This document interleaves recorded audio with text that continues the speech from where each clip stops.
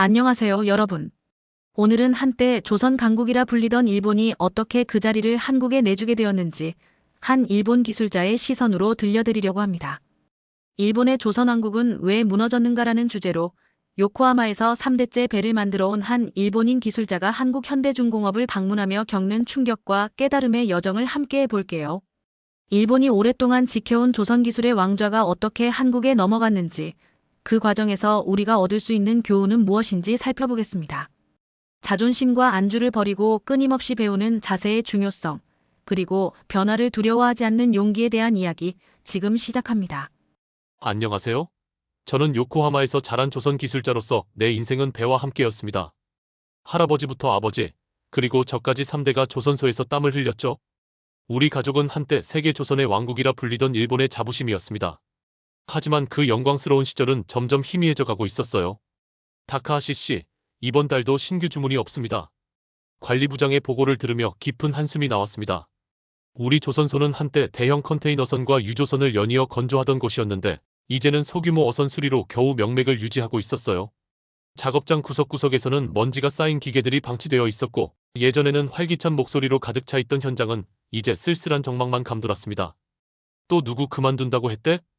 이시카와 군이래. 이번에 제주도 관광업체로 간대. 동료의 말에 고개를 끄덕였습니다. 젊은 기술자들은 하나둘 조선소를 떠나 IT 기업이나 해외로 눈을 돌리고 있었죠. 남아있는 사람들은 대부분 저처럼 50대 이상의 베테랑들 뿐이었어요. 하루하루가 쇠락의 현장을 지켜보는 날들이었습니다. 그러던 어느 날 마지막 프로젝트를 마무리하고 퇴직을 준비하던 중이었어요. 부장이 갑자기 제 책상으로 다가왔습니다. 다카하시 씨, 한국에 한번 가보시겠습니까? 현대중공업과의 협력 프로젝트에 당신의 경험이 필요합니다. 솔직히 처음에는 웃음이 나왔어요. 한국? 우리가 조선 기술을 가르쳐준 나라 아닌가? 그들에게 배울 게 뭐가 있을까 생각했죠. 얼마나 다르겠어? 아마 우리 80년대 수준이겠지. 이번이 마지막 해외 출장이 될 것 같네요. 반신반의하는 마음으로 울산행 비행기에 몸을 실었습니다. 창밖으로 보이는 구름을 바라보며 30년 전 젊은 엔지니어로서 첫 선박을 설계했던 때의 기억이 떠올랐어요. 그때만 해도 일본 조선업계는 세계 최고였습니다. 대형 유조선을 연달아 건조하며 세계를 놀라게 했었죠. 하지만 이제는 창밖으로 내려다 보이는 바다처럼 깊은 생각에 잠겼습니다. 인천공항에서 울산으로 향하는 길, 차창 밖으로 보이는 한국의 풍경은 낯설면서도 어딘가 일본과 닮아 있었습니다. 하지만 현대중공업 조선소 앞에 도착했을 때 그 생각은 완전히 바뀌었어요. 이게 다 조선소입니까? 가이드 역할을 맡은 김영호 부장이 웃으며 대답했습니다. 네, 우리 현대중공업 울산 조선소입니다. 세계 최대 규모죠. 입이 떡 벌어졌습니다. 눈앞에 펼쳐진 광경은 상상을 초월했어요. 끝이 보이지 않는 거대한 도크와 하늘을 찌를 듯한 크레인들, 그리고 수십 대의 무인 로봇들이 유기적으로 움직이는 모습. 일본에서는 한 번도 본 적 없는 미래의 공장이 제 눈앞에 있었습니다. 우리는 스마트 조선소 시스템을 2010년부터 도입했습니다. 지금은 대부분의 작업이 자동화되어 있죠. 김 부장의 설명을 들으며 고개를 끄덕였지만 마음속으로는 충격이 밀려왔어요. 우리 요코하마 조선소는 아직도 많은 부분을 수작업에 의존하고 있었거든요. 자동화는 비용이 너무 많이 든다는 이유로 계속 미루고 있었습니다. 다음 날 기술회의에 초대받았습니다. 회의실에 들어서자 20에서 30대로 보이는 젊은 엔지니어들이 밝은 표정으로 맞이해 주었어요. 다카하시 선배님 환영합니다. 오늘은 저희가 개발 중인 암모니아 추진 선박 기술에 대해 논의하려고 합니다. 놀랐습니다. 암모니아 추진 기술이라니? 우리는 아직 설계도면 단계인데 여기서는 이미 실험 단계에 들어갔다는 얘기였거든요. 더 놀라운 건 그들이 유창한 영어로 프레젠테이션을 진행하는 모습이었습니다. 이 기술은 탄소 중립 선박의 핵심이 될 겁니다. 현재 테스트 결과 효율성이 75%까지 올라갔어요. 프레젠테이션을 보며 생각했습니다. 우리는 아직 종이의 설계도를 그리고 있는데 여긴 벌써 미래를 그리고 있구나. 그들의 눈빛엔 자신감이 넘쳤고 기술에 대한 확신이 느껴졌어요. 회의가 끝난 후 한 젊은 엔지니어가 조심스럽게 다가왔습니다. 다카하시 씨, 실례지만 질문 하나 드려도 될까요? 물론이죠. 일본 조선업은 왜 저렇게 됐을까요? 우리가 배우던 시절에는 항상 일본을 모델로 삼았는데 그 질문에 답하지 못했습니다. 무엇이라 말해야 할까요? 고비용 구조? 관료주의적 의사결정? 변화를 두려워하는 보수적인 문화? 아니면 우리의 자만심? 우리는 너무 오랫동안 세계 최고라는 타이틀에 안주해왔던 것 같아요. 그동안 한국은 우리를 추월하고도 더 멀리 나아가고 있었습니다. 잘 모르겠습니다. 짧게 대답하고 돌아서는데 가슴이 무거웠습니다. 우리는 스스로 무너지고 있었어요. 그날 밤 숙소에서 여행 가방에서 아버지의 낡은 작업복을 꺼내 보았습니다. 아버지는 항상 배는 마음을 담는 그릇이다라고 말씀하셨죠. 배를 만드는 사람의 정신이 그대로 배에 담긴다고 믿으셨어요. 아버지가 살아계셨다면 이 풍경을 보고 뭐라고 했을까? 창밖으로 보이는 현대중공업의 불빛을 바라보며 생각했습니다. 아마 아버지라면 자존심을 내려놓고 새로운 것을 배웠을 거예요. 그 순간 마음속 깊은 곳에서 무언가가 변하는 것을 느꼈습니다. 나도 이제 배움을 택해야 할 때였어요. 다음 날부터 저는 모든 질문에 솔직하게 답했고 적극적으로 한국 엔지니어들의 기술을 배웠습니다. 그들은 제 태도 변화에 더욱 열린 마음으로 지식을 공유해 주었죠. 놀라운 건 그들이 일본의 장인 정신을 높이 평가하고 있다는 사실이었어요. 그들은 우리의 정밀함과 철저함을 배우고 있었고 거기에 혁신과 효율성을 더했던 겁니다. 한국 조선소에서의 마지막 날, 저는 대형 컨테이너선 진수식에 초대받았습니다. 거대한 선체가 바다에 닿는 순간 태극기와 함께 울려 퍼지는 환호성이 귓가를 울렸어요. 그 순간 깨달았습니다. 한국은 이제 단순한 기술자가 아닌 조선 기술의 세계 리더로 우뚝 서 있었습니다. 다카하시 씨, 언제든 다시 방문해 주세요. 우리가 함께 새로운 미래의 배를 만들어 갔으면 합니다. 김 부장의 말에 진심으로 고개를 숙였습니다. 30년 전만 해도 우리가 그들을 가르쳤는데 이제는 상황이 완전히 바뀌었어요.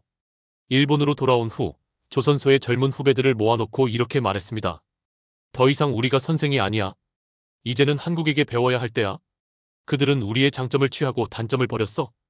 우리도 이젠 변해야 해. 몇몇은 믿지 않는 눈치였지만 일부 젊은 엔지니어들의 눈에서는 호기심의 빛이 보였습니다. 그리고 2달 후 저는 현대중공업의 제안을 받아들여 기술 고문으로 다시 울산으로 떠날 짐을 쌌어요. 창문 밖으로 보이는 요코하마의 풍경을 마지막으로 바라보며 생각했습니다. 배는 마음을 담는 그릇이다. 이제 그 진심을 다시 찾을 때였습니다. 진정한 배의 미래, 진짜 배를 만드는 곳. 그곳은 한국이었습니다. 배울 점이 이렇게 많다니? 처음엔 믿기지 않았습니다. 현대중공업의 작업장을 둘러보며 놀라움을 감추지 못했어요. 정밀 용접 로봇이 인간보다 더 정교하게 작업하는 모습, 3D 모델링으로 선체의 미세한 결함까지 사전에 발견해내는 기술. 모든 것이 신선한 충격이었죠. 다카하시 씨, 이건 우리가 개발 중인 디지털 트윈 시스템입니다. 실제 배의 성능을 가상으로 시뮬레이션해서 문제점을 미리 발견할 수 있습니다. 박 연구원의 설명을 들으며 고개를 끄덕였습니다. 우리 조선소에서는 상상도 못할 기술이었어요. 일본에서는 여전히 물리적 모형으로 테스트를 진행하고 있었으니까요. 정말 대단합니다. 언제부터 이런 시스템을 도입했나요? 약 5년 전부터요. 처음엔 저희도 시행착오가 많았습니다. 하지만 포기하지 않고 계속 도전했죠. 그 말에 가슴이 찡했습니다. 일본 조선업계가 혁신을 두려워하고 안주했던 그 5년 동안 한국은 끊임없이 앞으로 나아가고 있었던 거예요. 저녁 식사 자리에서 현대중공업의 젊은 엔지니어들과 대화를 나누며 더욱 놀랐습니다. 저희는 매년 2달씩 해외 연수를 보냅니다. 유럽, 중국, 미국. 좋은 기술이 있다면 어디든 배우러 갑니다. 그들의 열린 마음과 끝없는 호기심에 감탄했어요. 반면 우리는 어땠나요? 일본식이 최고라는 생각에 갇혀 있었던 건 아닐까요? 그날 밤 호텔 방에 돌아와 창밖을 바라보며 깊은 생각에 잠겼습니다. 다음 날 저는 암모니아 추진 엔진 연구실을 방문했어요. 그곳에서 20대 초반으로 보이는 젊은 연구원이 유창한 일본어로 저를 맞이했습니다. 다카하시 선배님 환영합니다.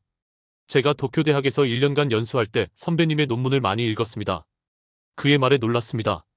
제 논문이라니요? 20년 전에 발표했던 거의 잊혀진 연구였습니다. 당신이 제안했던 이중 냉각 시스템을 저희가 암모니아 엔진에 적용해봤습니다. 결과가 아주 좋았어요. 그가 보여준 데이터를 보고 깜짝 놀랐어요. 제 아이디어가 이렇게 발전할 수 있다니? 일본에서는 아무도 관심을 보이지 않았던 연구였는데 여기서는 그걸 발전시켜 실용화하고 있었습니다. 혹시 함께 연구해 보실 생각은 없으신가요? 그 젊은 연구원의 제안에 처음에는 머뭇거렸어요. 하지만 그날 밤 숙소에서 다시 아버지의 작업복을 꺼내 보았습니다. 옷깃에 새겨진 낡은 이니셜, 그리고 아버지의 좌우명이 적힌 작은 메모. 항상 배우는 자세로. 그 순간 결심했습니다. 나이와 국적은 중요하지 않았어요. 진정한 장인은 끊임없이 배우는 사람이라고 아버지는 항상 말씀하셨으니까요. 다음 날 아침, 저는 현대중공업의 제안을 수락했습니다. 6개월간의 공동 연구 프로젝트였죠. 한국에서의 마지막 날, 대형 컨테이너선 진수식에 참석했습니다. 거대한 선체가 바다에 닿는 순간의 그 웅장함과 감동은 말로 표현할 수 없었어요. 태극기가 펄럭이는 가운데 울려 퍼지는 환호성, 그리고 자랑스러운 표정의 한국 엔지니어들. 그들의 눈빛에서 저는 과거 일본 조선업계의 영광을 보았습니다. 다카하시 씨, 6개월 후에 다시 뵙겠습니다. 김 부장의 따뜻한 악수를 받으며 고개를 숙였어요. 이제 한국은 단순한 후발주자가 아닌 조선 기술의 세계 리더로서 당당히 서 있었습니다. 그리고 그 사실을 인정하는 것이 더 이상 부끄러운 일이 아니라는 걸 깨달았어요. 일본으로 돌아온 저는 사무실에서 젊은 후배들을 모아놓고 솔직하게 이야기했습니다. 우리가 알던 세계는 바뀌었어. 더 이상 우리가 선생이 아니야. 이제는 우리가 한국에게 배워야 할 때야. 처음에는 의아한 표정을 짓던 후배들이었지만 제가 보여준 한국 조선소의 사진과 데이터를 보고는 점차 표정이 바뀌었습니다. 특히 젊은 엔지니어들의 눈빛에서 새로운 가능성을 발견했어요. 선배님, 저도 한번 가보고 싶습니다. 저도요.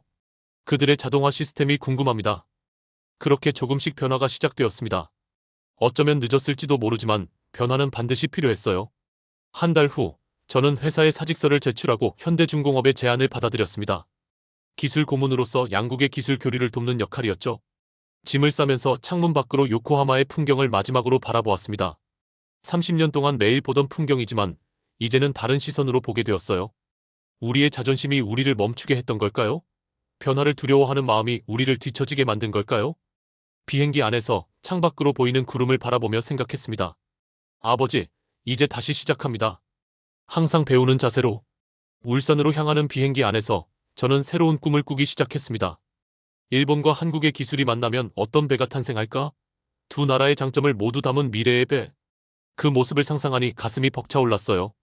진정한 장인은 자신의 한계를 인정하고 끊임없이 배우는 사람이라고 아버지는 말씀하셨습니다.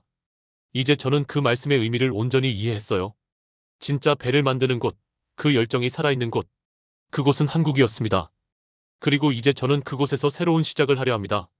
오늘 이야기를 통해 우리는 변화를 두려워하고 과거의 영광에 안주하면 어떤 결과가 찾아오는지 생생하게 보았습니다. 일본의 조선업은 한때 세계 최고였지만 혁신을 멈추고 자만에 빠진 순간 그 자리를 한국에 내주고 말았죠. 항상 배우는 자세로라는 다카하시의 아버지 말씀처럼 어떤 분야든 끊임없는 혁신과 배움의 자세가 중요합니다.